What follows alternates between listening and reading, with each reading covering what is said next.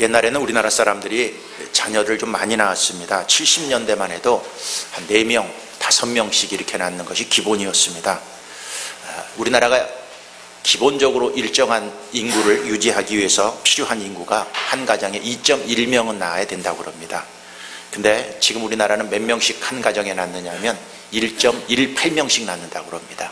한 명 조금씩 더 가정에서 자녀들을 낳는다는 통계가 나왔습니다. 이렇게 되면 나라가 안 되기 때문에 나라에서 10년간 저출산 문제를 해결하기 위해서 쏟아부은 예산만 80조를 쏟아부었지만 현재 있어서 계속 우리나라의 출산율은 떨어지고 있다는 것이 어떻게 보면은 안타까운 일입니다. 많은 사회학자들이 얘기를 합니다. 유럽은 언젠가는 무너질 것이다, 그렇게 얘기합니다. 그 무너지는 가장 중요한 이유가 무엇이냐면 유럽에 요새 난민들이 많이 들어갑니다. 특히 이슬람 세력들이 많이 그 안에 들어가고 있습니다. 난민들이 들어와서 유럽에 많은 사회 문제를 일으키고 있는데 무슨 문제냐면 유럽 사람들은 자녀들을 1명, 2명 낳습니다. 근데 이 이슬람 사람들은 보통 10명, 수명씩 이렇게 낳습니다. 50년, 100년이 지나고 나면 어차피 유럽에 백인 보기가 힘들 것이다. 거의 난민들이 그 나라의 인구를 거의 차지할 것이다. 이러한 이야기들이 지금부터 있고 있습니다. 난민들은 실력도 없습니다. 돈도 없습니다. 능력도 없습니다. 근데 그에게는 무엇이 있느냐면 자녀들이 많습니다. 결국 이 세상을 정복하는 최후의 승리자가 누구냐? 자녀를 많이 낳은 사람이 그 지역과 땅을 정복한다는 것입니다. 우리나라도 국가 경쟁력을 높여야 된다고 많은 얘기들을 하겠지만 그 중에 어떻게 보면 장기적으로 봤을 때 가장 중요한 게 무엇이냐? 우리 가정에서 자녀들을 많이 낳아야 우리나라가 국가 경쟁력이 높아집니다. 결국 우리나라가 지금 1.18명인데 이게 계속 떨어지고 있습니다. 많은 사회학자들이 그렇게 얘기합니다. 대한민국은 50년, 100년 후에는 없어질 수도 있다. 이렇게 심각한 문제들을 얘기하고 있습니다. 가정에 자녀들이 있는 것, 또 나라의 백성들이 많아지는 것, 그리고 자녀들을 낳아서 어린아이가 많아지는 것이 우리가 알다시피 축복 중에 축복입니다. 우리가 가정의 달을 맞이해서 지금 가정에 대한 이 설교들을 하고 있습니다. 처음에 어머니에 대해서 우리가 설교를 들었고, 두 번째는 아버지에 대해서 설교를 들었고, 오늘은 어린아이들입니다. 어린아이. 우리가 첫 번째 생각할 것은 뭐냐면 교회나 가정이나 어린아이들이 있어야 행복하다는 것입니다. 요새 결혼을 포기한 사람들도 많이 있고 또 결혼을 하면 아이들을 적게 낳으려고 합니다. 우리는 성경적으로 돌아가서 결혼의 목적이 무엇인가 그걸 알아야 됩니다. 결혼해서 둘이 행복하게 잘 사는 것, 신랑과 신부가 남편과 아내가 행복하게 사는 것, 물론 그것도 결혼에 있어서 중요한 이유인데 성경적 중요한 목적은 뭐냐면 결혼을 해서 자녀를 낳고 생육하고 번성하는 것, 이게 하나님이 우리에게 주신 첫 번째 명령입니다. 창세기 1장 28절을 다시 한번 우리 읽겠습니다. 하나님이 그들에게 복을 주시며 하나님이 그들에게 이르시되 생육하고 번성하여 땅에 충만하라. 땅을 정복하라. 바다의 물고기와 하늘의 새와 땅에 움직이는 모든 생물을 다스리라 하시니 그랬습니다. 여기 보면 뭐예요? 생육하고 번성해서 이 땅의 모든 것들을 다스리는 게 하나님이 우리 인간들에게 주신 명령 중에 명령입니다. 아브라함이 자식이 없었습니다. 자식이 없다는 것은 구약에 있어서 불행이고 하나님의 저주로 여겼습니다. 그에게 하나님이 하늘의 별처럼 땅에 모래알처럼 많은 숫자를 주겠다는 것, 그게 축복이고 약속이었습니다. 그래서 우리들도 신앙생활을 해가면서 느껴야 될 것이 무엇이냐 하면 가정에서 자녀들을 많이 낳고 또 그것을 가문을 대로 이어가서 그들이 축복을 받고 이 민족과 이 세상을 정복해 나가는 이것이 우리 가정을 주신 중요한 첫 번째 이유라는 것, 첫 번째 목적이라는 것을 우리 늘 알고 여러분들도 신앙생활을 해가면서 항상 자녀들을 잘 키우고 믿음으로 양육하고 소망도 가지십시오. 혹시 한 명 있는 사람은 2명을 소망을 갖고 2명 있는 사람은 3명을 소망을 갖고 3명 있는 사람은 4명까지 소망을 갖고 4명 있는 사람은 제가 더 이상 얘기하지 않겠습니다. 우리 교회도 보면 이제 4명까지 있는 분들이 있으세요. 4명까지. 그 기록을 누가 깰 것인지는 저는 모르겠지만 하여튼 자녀들이 많아서 그들에게 믿음으로 잘 키워서 그들이 이 나라와 이 민족의 믿음의 장성한 분량에 이르러 이 민족의 큰 빛과 소금이 된다면 그것처럼 축복이 없을 것입니다. 교회도 마찬가지입니다. 교회도 교회로서의 책임을 잘 감당하려면 제일 중요한 것이 무엇일까 하는 것입니다. 여러분, 교회에서 제일 중요한 일이 뭘까요? 많은 사람들은 여러 가지 많은 얘기들을 합니다. 그러나 교회에서 제일 중요한 게 뭐냐? 전도하고 양육하는 것입니다. 전도해서 교인들이 증가하는 것입니다. 주님이 우리에게 주신 명령은, 설교 중에 죄송한데 하우링이 납니다. 앞에 모니터에서. 모니터. 주님께서 우리에게 주신 가장 중요한 명령이 뭐냐? 제자를 삼아 가르쳐 지키라는 거예요. 그러니까 제자를 삼는다는 것은 전도해서 제자로 삼고 그것을 말씀으로 잘 양육하는 것, 그게 주님이 우리에게 주신 첫 번째 명령입니다. 저희 교회가 추구하고 있는 중요한 목표가 있습니다. 그게 뭐냐면 셀 목회입니다. 셀 목표가 무엇이냐? 셀이라는 말이 무엇이냐면 세포입니다. 세포. 우리 교회가 목장을 하는 이유가 무엇일까요? 이 셀 목회를 잘 하는 것인데, 그 셀 목회의 가장 중심이 무엇이냐 하면은, 셀은 세포라는 말, 세포. 세포의 가장 중요한 핵심이 뭘까요? 세포는 분열하는 것입니다. 나누는 것입니다. 세포가 자꾸 증가하는 것입니다. 우리 교회 목장의 제1순위가 뭘까요? 모여서 우리들끼리 교제하고 먹고 하나님의 은혜를 나누는 것 좋습니다. 근데 그것보다 더 중요한 게 있습니다. 자꾸 세포가 되어서 나누는 것입니다. 목장이 이 기능을 잃어버리고 교회가 이 기능을 잃어버리면 교회는 장기적으로 흔들릴 수밖에 없습니다. 여러분들도 교회에서 양육하는 것, 전도하는 것, 이것을 올인하지 않으면 교회는 언젠가는 부흥할 수도 없고, 교회는 언젠가는 차차 사라질 수 있는 위기에 있을 수 있다는 것을 알아야 되는 것입니다.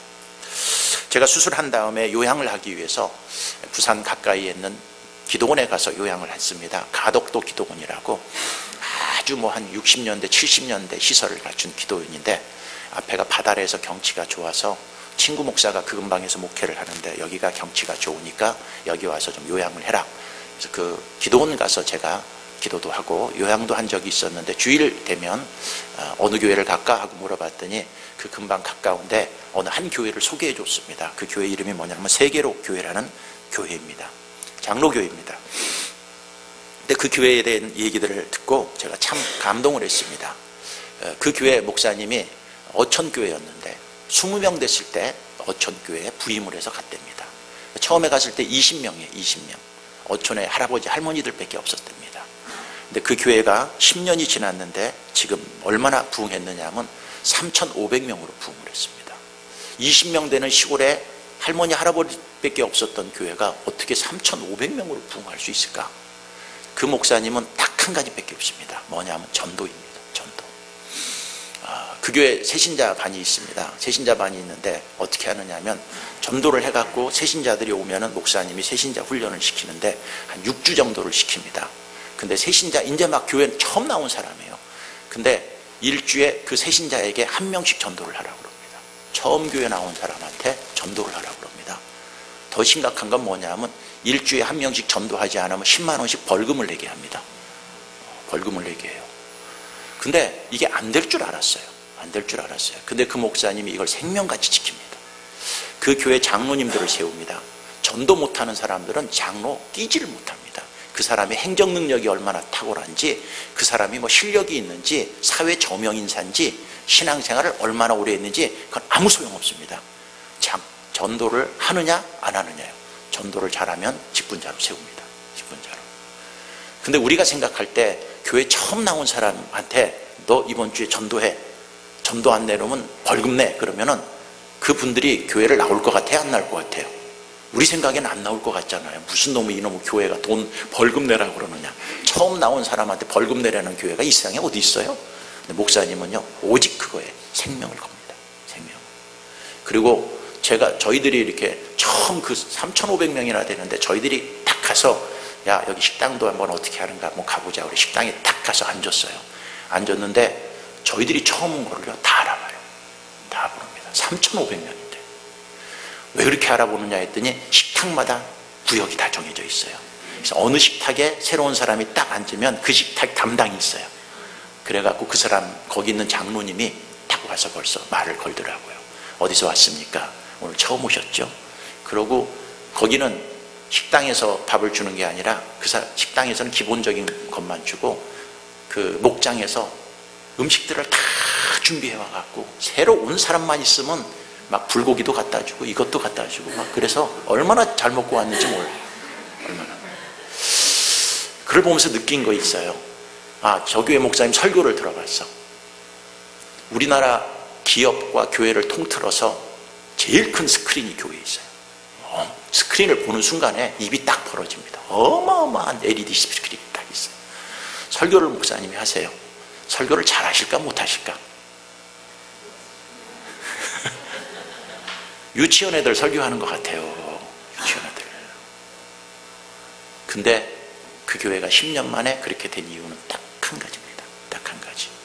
모든 성도들이 무엇하는 데 생명을 거는 거예요? 전도하는 데 생명을 거는 거예요. 그 교회가 다른 어떤 교회보다도 제일 강한 교회라고 난 생각합니다. 왜? 교회는 여러분의 삶 속에, 여러분의 생각 속에 목장의 가장 큰 목적이 무엇이어야 돼요? 전도하지 않으면 살아날 수 없다. 세포는 분열돼야지 그게 살아나는 것이지, 분열되지 않고 가만히 있으면 언젠가는 다 정체되고 다 죽고 다 무너질 수밖에 없다는 것을 알아야 되는 것입니다. 여러분, 교회는 어린아이들이 많아야 됩니다. 물론 결혼을 해서 자녀들도 하나 돼야 되지만 그것보다 더 중요한 게 뭡니까? 교회 영적 초신자들이 많아야 됩니다. 처음 오는 어린아이들이 많아야 됩니다. 그게 교회의 경쟁력입니다. 교회의 힘입니다. 뭐 다른 것들이 아무리 잘 갖춰주고 아무런 시스템이 좋다고 할지라도 그 교회에 새로 들어온 영적 어린아이가 없다면 그 교회는 언젠가는 무너질 수밖에 없기 때문입니다. 여러분, 어린이에 대한 이 설교를 하면서 여러분 마음속에 품은 초신자들이 있습니까? 어린아이들이 있습니까? 전도할 대상자들이 있습니까? 여러분, 거기에 인생의 목적을 두고, 신앙의 목적을 두고, 올해도 여러분들이 목장에서 여러분 개인적으로 그러한 일들에 최선을 다해서 우리 교회가 궁극적으로 다른 어떤 것들이 잘 갖추어지는 것은 어떻게 보면 두 번째, 세 번째 문제입니다. 세 번째. 그보다 더 중요한 게 뭐예요? 전도하지 않으면, 영적 어린아이가 교회에 없으면 언젠가는 교회는 무너질 수밖에 없다는 것을 알고 여러분 가슴속에 항상 그런 마음과 소망을 갖고 신앙생활을 하는 하나님의 백성들이 되기를 바라는 것입니다. 그러면서 두 번째 생각하는 게 있습니다. 우리가 어린아이처럼 돼야 된다 하는 것입니다. 마태복음 18장 1절부터 우리 같이 한번 읽겠습니다. 그때 제자들이 예수께 나와 이르되 천국에서는 누가 크니이까? 예수께서 한 어린아이를 불러 그들 가운데 세우시고 이르시되 진실로 너희에게 이르노니 너희가 돌이켜 어린아이들과 같이 되지 아니하면 결단코 천국에 들어가지 못하리라. 그러므로 누구든지 이 어린아이와 같이 자기를 낮추는 사람이 천국에서 큰 자니라. 여기 보면 어린아이처럼 되어야 천국에 들어갈 수 있다고 그랬습니다. 여러분, 천국 가고 싶습니까? 구원 받고 싶습니까? 어떻게 되라고 그랬어요? 성경에 예수님이 어린아이처럼 되라. 여기 또 심지어 이런 말을 하고 있습니다. 마태복음 18장 5절 우리 같이 한번 읽겠습니다. 또 누구든지 내 이름으로 이런 어린아이 하나를 영접하면 곧 나를 영접함이니. 여기서 뭐예요? 이 어린아이 영접하는 것은 나는 예수님을 말하는데 예수님 영접하는 거나 똑같다. 여기서 어린아이를 누구랑 동일시했느냐면 예수님이랑 동일시했습니다. 돌이켜 어린아이와 같이 되지 아니하면, 이것은 뭐냐? 여러분들은 다 어른입니다. 근데 신앙생활을 어른처럼 하는 것은 안 된다는 거예요. 돌이켜서 다시 어른이 된 여러분들도 누구처럼 되는 거예요? 어린아이처럼 되라는 거예요. 그리고 이런 말을 하고 있어요. 결단코 천국에 들어가지 못한다는 것은, 이건 결단코라는 말은요 부정할 수 없는 단어입니다. 만약에 우리가 어린아이처럼 되지 않으면 우리는 천국 갈 수 없다는 것을 예수님은 단정적으로 얘기를 해버렸습니다. 결단코라는 말은 단정적인 얘기입니다. 그럼 우리가 추구해야 될 신앙이 무엇일까요? 그것은 뭐냐면 어른이 되었다고 여러분 나름대로 자랑할 것도 없고, 어른이 되었다고 큰 소리 칠 것도 없고, 어른이 됐다고 내가 좀 안다고 뭔가 교만할 필요도 없다는 거예요. 여기 이런 말을 하고 있습니다. 어린아이와 같이 자기를 무엇하는 사람? 한번 볼까요? 18장 4절 전절. 그러므로 누구든지 어린아이와 같이 자기를 어떻게 하는 사람? 낮추는 사람. 그럼 이 어린아이가 다 좋은 게 아닙니다. 어린아이가 갖고 있는 가장 중요한 천국 가야 될 좋은 성품 하나가 있다. 뭐냐? 어린아이들은 자기를 낮춘다는 거예요. 어린아이들을 보면은요 질문이 많습니다. 그리고 어린아이들은요 태어나면 아버지가 우상인 줄 압니다. 그리고 아버지가 하나님인 줄 압니다. 아버지는 모든 것을 다 할 수 있다고 생각합니다. 왜일까요? 그들은 아버지를 보는 순간에 자기가 모르는 게 많고 연약하다는 것을 느끼기 때문에 그렇습니다. 어린아이들은 기본적으로요, 그 삶 속에 자기는 모르는 게 많고 힘도 없고 약하다는 것을 압니다. 이렇게 얘기하면 어떤 분이 이렇게 얘기합니다. 아이고 목사님, 우리 애는 안 그래요. 어른 뺨칩니다. 어른들이 말을 걸면요, 절대 낮추지 않고 더 교만해갖고 더 큰 소리 칩니다 라고 얘기하는 분들이 있는데, 그건 교육을 잘못 시켜서 그렇습니다. 오냐 하고 교육시켜서 그렇게 된 것이지, 실제로 객관적으로 봤을 때 어린아이들은 근본적으로 뭐예요? 낮춰요. 낮춘다는 것은 무엇을 말합니까? 겸손한 마음입니다. 인간은 선악과를 따먹은 이후에 어른이 되면 될수록 우리 마음속에 좋지 않은 성품 하나가 자리 잡고 있습니다. 그건 뭐냐면 교만입니다. 교만. 내가 늘 맞다고 생각해요. 내가 옳다고 생각해요. 선악과를 따먹은 뒤로 내 판단이 항상 옳고 내 판단이 항상 진리고 내가 항상 훌륭하다고 생각하는 나도 모르는 마음들이 우리 안에 한 명도 빼놓지 않고 여기 다 자리 잡고 있다는 걸 알아야 됩니다. 주님께서 뭐라고 그러느냐? 너희들이 그렇게 되었느냐? 그래갖고는 천국에 못 간다는 거예요. 천국에서 큰 자라 일컬음도 받지 못할 거는 돌이켜! 라는 말은 이제 너희들이 알고 너희들이 깨닫고 너희들 스스로 교만해서 훌륭하다고 생각하는 거에서 돌이키라는 거예요. 그리고 자신을 낮추는 삶, 이것을 살아가라는 거예요. 신앙생활 하면서 우리가 추구해야 될 신앙의 모습을 예수님은 어린아이를 통해서 우리에게 본받으라고 얘기하고 있는 것입니다. 마태복음 23장 13, 12절에서 이렇게 얘기합니다. 같이 읽겠습니다. 누구든지 자기를 높이는 자는 낮아지고 누구든지 자기를 낮추는 자는 높아지리라. 수도 없이 들었던 말씀입니다. 근데 진짜 안 되는 것이 이겁니다. 진짜 안 되는 것이. 어떤 문제가 터지고 삶에 어떤 일들이 있었을 때마다 우리는 낮추면 되는데, 우리는 그 속에서 나가 자기를 높이고 내가 좀 나서고 내가 좀 인정을 받고 내가 박수를 받고 싶은 마음이 인간의 밑바닥에 있는데, 주님께서는 오늘도 얘기하고 있습니다. 그런 사람들은 하나님이 낮춰버리고 자기를 낮추는 사람, 그 사람을 주님이 높여주시겠다고 말씀하고 있습니다. 여기서 예수님께서 어린아이를 영접하는 것은 왜 나를 영접하는 것이라고 똑같으냐? 어린아이가 갖고 있는 낮은 마음과 예수님이 갖고 있는 그 낮은 마음이 동일하기 때문입니다. 예수님이 어떤 마음이 있을까요? 마태복음 11장 29절입니다. 같이 읽겠습니다. 나는 마음이 온유하고 겸손하니 나의 멍에를 메고 내게 배우라. 그리하면 너희 마음이 쉼을 얻으리니. 예수님이 자기 마음을 얘기합니다. 나는 온유하다. 그리고 뭐요? 나는 겸손하다. 나의 멍에를 메고 나한테 배워라. 그러면 너희 마음이 쉼을 얻을 것이다. 여러분, 쉼이 없습니까? 불안합니까? 걱정이 많습니까? 갈등이 있습니까? 문제를 해결하지 못해서 지금 여러 가지 어려운 상황에 있습니까? 쉼을 얻는 비결 딱 하나가 있습니다. 어떻게 하면 되는 거예요? 겸손해지면 되는 거예요. 왜 우리 삶 속에 쉼이 없을까요? 왜 자꾸 갈등이 있을까요? 문제가 해결이 되지 않을까요? 온유하지 않고 겸손하지 않고 교만하기 때문에 뭔가 내가 휘저어져서 휘두르고 내가 무엇인가 해야 속이 편할 거라고 생각하는 마음이 내 안에 꽉 자리 잡고 있기 때문에 그게 안 되는 것입니다. 여러분, 다시 우리 예수님 마음을 닮읍시다. 그리고 어린아이처럼 자기를 낮춥시다. 그러면 주님이 여러분들에게 쉼을 줄 것입니다. 교회도 마찬가지입니다. 교회도요, 어린아이들과 같이 자기를 낮추는 사람이 한 명, 두 명 저기서 생기면 교회가 쉼을 얻을 수 있습니다. 근데 교회가 자기를 내세우고 자기가 교만해갖고 무엇인가 하려고 한다면 교회는 쉼을 얻지 못할 것입니다. 교회뿐만이 아닙니다. 가정도 마찬가지입니다. 예수님이 갖고 있는 아름다운 마음, 우리가 잘 아는 말씀이지만 다시 소개해 줍니다. 빌립보서 2장 5절입니다. 같이 읽겠습니다. 너희 안에 이 마음을 품으라. 곧 그리스도 예수의 마음이니 그는 근본 하나님의 본체시나 하나님과 동등됨을 취할 것으로 여기지 아니하시고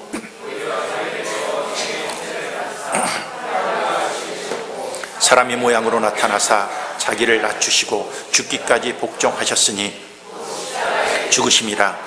이러므로 하나님이 그를 지극히 높여 모든 이름에 뛰어난 이름을 주사.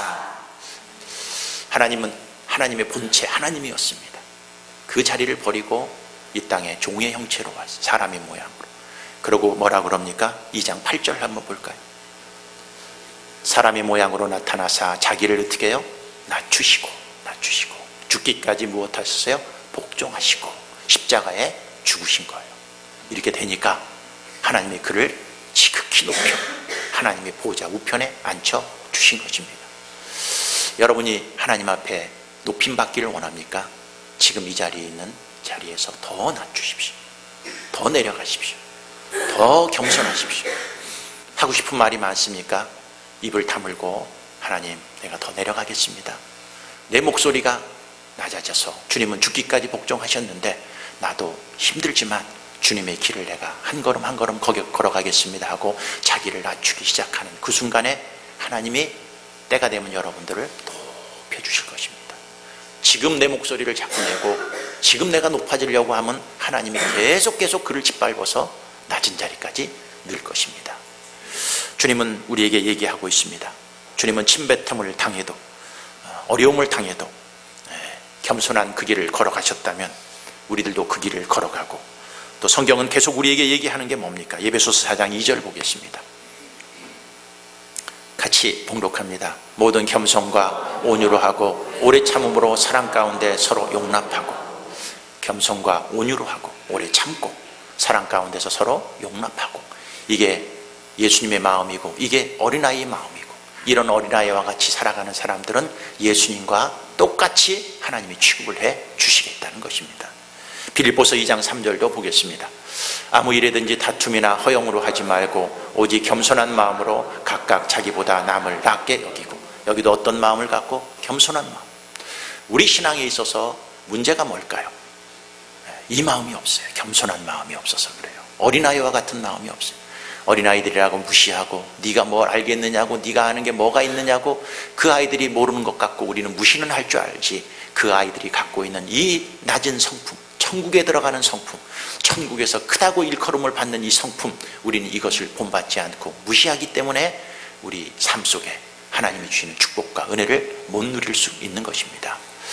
여러분이 어린아이 무시하지 마십시오. 그들이 갖고 있는 이 성품 우리가 본받으면 내가 삽니다. 교회가 삽니다. 가정이 삽니다. 민족이 삽니다.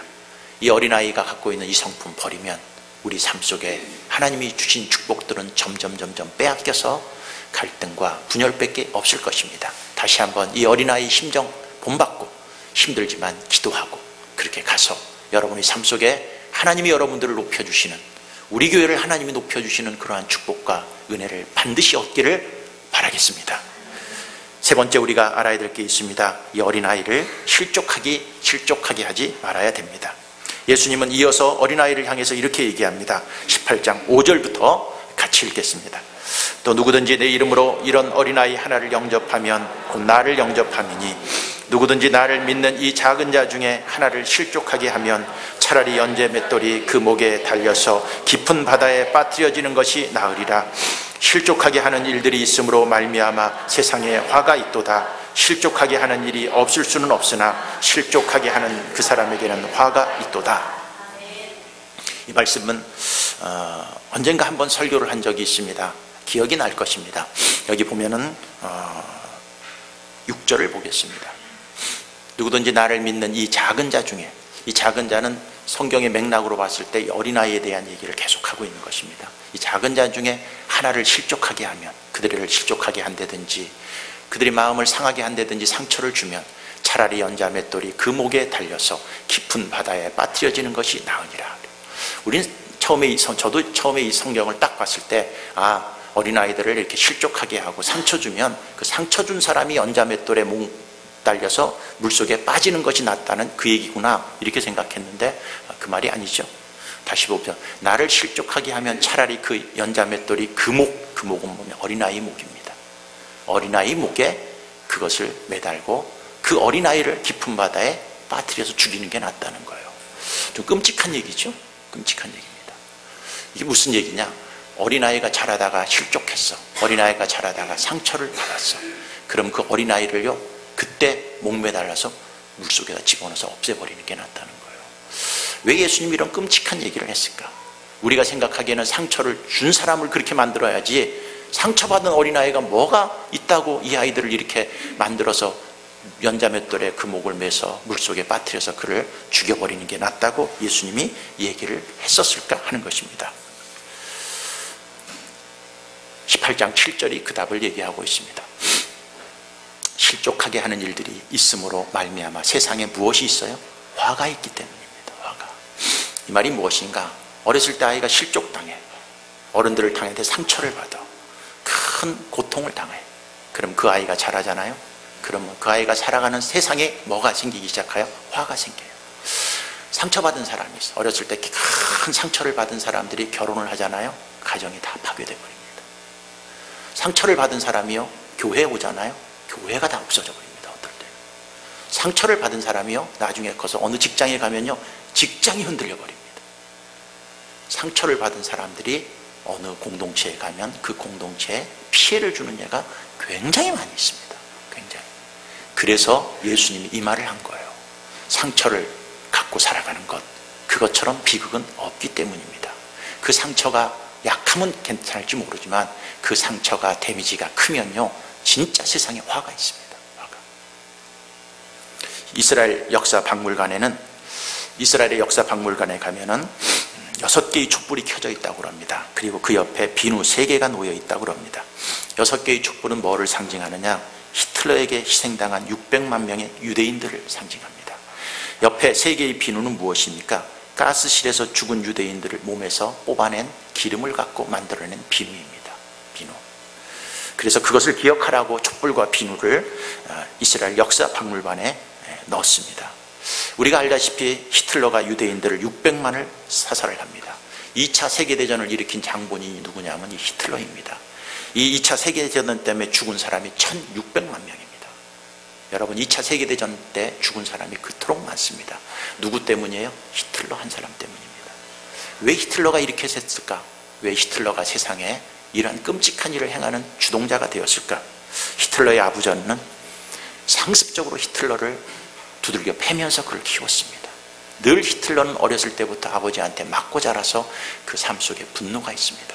히틀러의 아버지는 유대인 지주와 어머니 사이에서 난 사생아였습니다. 사생아. 그거에 대한 증오심이 있었는데, 그 폭력적인 아버지로부터 학대받으면 분노가 그 마음속에 있었는데, 그에게 유일하게 그럼에도 불구하고 사랑을 해준 사람이 누구냐면 어머니였습니다. 어머니는 히틀러를 잘 사랑으로 키웠는데, 그가 상처를 받은 또 하나의 이유가 뭐냐면 어머니가 유방암에 걸렸습니다. 근데 의사가 와서 그를 치유하는데 이 의사와 그 어머니와 불륜해버렸습니다.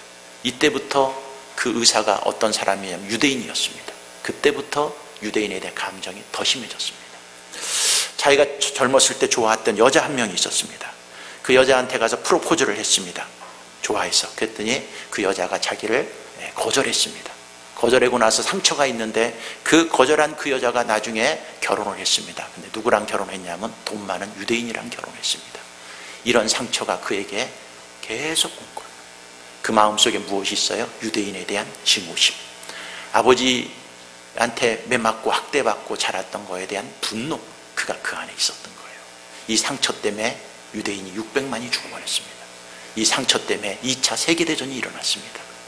오늘 예수님이 하신 말씀 여러분 이해가 돼요? 되지 않아요? 제가 극단적인 얘기 하나를 했지만 한 사람이 상처받은 것 때문에 전 세상에 화가 온 거예요. 화가 온 거예요. 어느 책에 그런 얘기가 있습니다. 독일의 바이에른 주에 강이 있었는데 히틀러가 4살 때 그 물에 빠졌었답니다. 급류에 휩쓸렸었답니다. 그때 그를 죽게 내버려뒀으면 괜찮았는데, 지나가던 어떤 사람이 쿠에 베르러라는 사람이 가서 급류에서 그 아이를 건져줍니다. 그러면서 그 책에 이런 얘기를 합니다. 그때 그 사람이 그 아이를 물에 빠지도록 그냥 내버려뒀으면 이 세상이 어떻게 됐을까? 이건 추측이에요. 뭐 여기다 여러분이 인륜을 넣고 윤리를 넣고 도덕을 넣지 마세요. 그냥 얘기해요. 만약에 그 아이가 급류에 흡실려 갔을 때 그냥 물에 빠져 내버려 두었으면 세상은 이런 비극이 일어나지 않았을 텐데, 그 책에서 그런 얘기를 하고 있습니다. 그를 건졌기 때문이라는 거예요. 연자맥돌에 매달려서 물에 빠뜨리는 게 낫다는 말 이해가 될 수 있겠습니까? 여러분, 상처받은 사람들이 그 상처를 극복하지 못하면 세상에 화가 있기 때문에 예수님께서는 그렇게 얘기를 한 것입니다.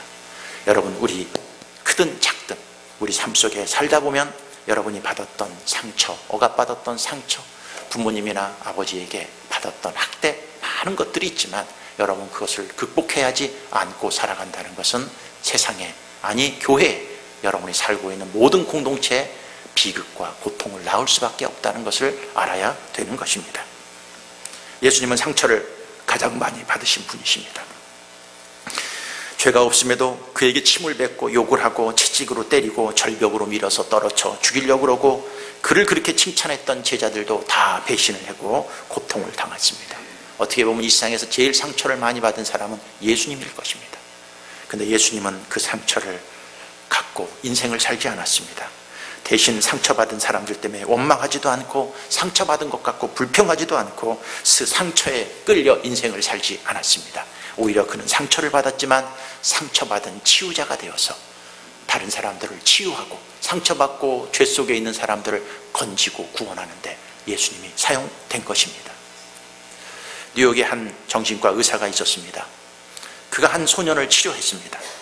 한 젊은 미성숙한 부부가 준비되지 않은 채 결혼을 했습니다. 결혼도 하지 않고 이미 아이를 낳았습니다. 여자아이를 낳았습니다. 근데 이 미성숙한 나이가 어린 부부는 알코올 중독의 마약 중독자들이었습니다. 수도 없이 부부간에 싸웠습니다. 부인은 시간이 흐르면서 정신분열 증세가 보여지기 시작합니다. 아이를 키우는 게 귀찮아지기 시작했습니다. 어느 날 부부가 한바탕 대판 싸움을 한 후에 남편이 나가버렸습니다. 부인이 화가 나자 아직 3살밖에 안 된 이 아이를 번쩍 들어서 부엌에서 불에 달아오른 오븐 위에 그 아이를 얹어놨습니다. 아이 비명소리가 들렸습니다. 이웃집의 신고로 경찰이 도착해서 이 아이 목숨만은 구했습니다. 그러나 중화상을 입고 병원에 입원해서 치료를 받습니다. 화상은 시간이 지나면서 조금씩 치료됐지만 문제는 이 3살 때 받은 이 아이의 정신 상태가 무너지기 시작했습니다. 자해 증세가 있습니다. 자기를 막 때리고 자기에게 칼로 막 자기를 찌르고 하는 증세가 나타납니다. 사람들을 기피합니다. 실어 증세를 보이기 시작합니다. 방구석에 쭈그리고 앉아서 소녀의 눈동자는 허공을 더듬고 항상 충혈되어 있고 심각한 정신불안 증세를 노출하고 살았습니다. 이 아이에게 정신과 의사가, 국가에서 파견된 정신과 의사가 파견되었습니다. 마침 이 정신과 의사는 크리스찬이었습니다. 배정된 시간 동안에 그 아이를 치료했습니다. 그러나 전혀 호전될 기미가 보여지지 않았습니다. 배정된 시간이 지났어도 이 기독교 정신과 의사는 이 아이를 치료해야겠다는 마음이 간절하며 하나님 앞에 기도했고 다시 신청을 해서 이 아이를 치료했습니다. 대화치료, 약물치료, 음악치료, 그림치료, 아무리 해도 별 효험이 없었습니다. 어느 날 실험치료를 한번 해보기로 했습니다. 이것은 뭐냐면 이 아이가 살던 모형 아파트를 만들어 놓습니다. 엄마 인형, 아빠 인형, 아기 인형을 만듭니다. 그리고 어느 날 이 엄마 인형, 아빠 인형이 서로 막 싸우는 그 얘기를 막 이렇게 연극같이 막 합니다. 그러고 아빠 인형이 휙 나가버려요. 그러자 엄마 인형이 아기 인형을 들고 그 아파트 조그맣게 그 장난감 같이 만든 오븐 위에다 그 아이를 막 올려놨습니다. 자기가 어렸을 때 당한 그 장면을 그대로 재현시켰습니다. 그 장난감 오븐 위에 이 아이를 딱 올려놓자 이 아이가 소리를 지릅니다. 난 너를 미워한단 말이야. 처음으로 그 아이가 입을 열기 시작했습니다. 그때 그 실어증 증세가 해결됐습니다. 그때부터 이 소녀가 달라지기 시작했습니다. 현실에 직면하기 시작한 것입니다. 의사 선생님과 대화를 시작하였고 그때부터 본격적인 치료가 됐습니다. 그는 도피하지 않았습니다. 그 상처의 정면으로 직면하는 그 순간부터 그 병이 치료되기 시작한 것입니다. 그러고 사랑을 갖고 계속 그 아이와 대화를 하고 이 의사 선생님이 돌보았습니다. 이 아이가 어느 날 이렇게 물어봅니다. 선생님이 하나님이세요? 하고 물어봅니다. 선생님이 이렇게 대답했습니다. 하나님은 아니지, 그러나 하나님이 보내신 의사야 라고 얘기했습니다. 그러자 그 소녀는 다시 물었습니다. 하나님도 의사 선생님처럼 나를 사랑하시나요? 물어봤습니다. 그럼 사랑하고 말고 그는 우리를 죽도록 사랑하시는 분이란다. 그는 우리를 향한 사랑을 증명해 보이시려고 그 아들이신 예수님을 세상에 보내셨고 그는 우리를 위해서 십자가에 죽으신 분이시란다. 그리고 하나님이 또한 나를 너에게 보내신 분이시란다. 얘기를 했습니다. 이러한 말을 듣고 그가 예수님을 믿기 시작합니다. 그 삶이 변화되기 시작합니다. 예수님이 자기를 사랑한다는 그 말에 그는 감동을 하고 그 아이는 치유되었습니다. 여러분, 상처가 있습니까? 외면하지 마십시오. 숨기지 마십시오. 여러분, 직면하십시오. 직면하십시오. 이것저것 다른 방법으로 그 상처를 왜곡시키려고 했을 때 그 공동체는, 그 세상에는 화만 더 있을 뿐입니다. 예수님은 상처받은 치료자입니다. 그리고 지금도 여러분이 받은 상처를 치료하기 위해서 이 땅에 오셨고, 여러분이 어떤 상처를 받았어도 다 안아주고 품어주고 사랑해 주시는 분이십니다. 여러분이 상처에 증오가 있습니까? 여러분이 상처에 미움이 있습니까? 여러분이 상처에 남에 대한 좋지 않은 생각들이 있습니까? 여러분, 그 상처 예수님만이 치료할 수 있습니다. 예수님이 어린아이 마음을 가질 때 치료될 수 있습니다.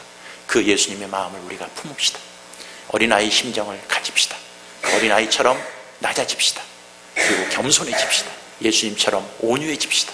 그리고 예수님의 마음이 여러분 안에 있으면 어떤 상처도 회복하고 치료해 주시는 그 은혜로 말미암아 우리는 이기고 승리하는 하나님의 귀한 백성이 될 줄 믿습니다. 오늘 이 어린아이의 마음을 우리가 갖고 여러분들의 생에 놀라운 하나님의 축복이 있기를 바라겠습니다. 기도하겠습니다.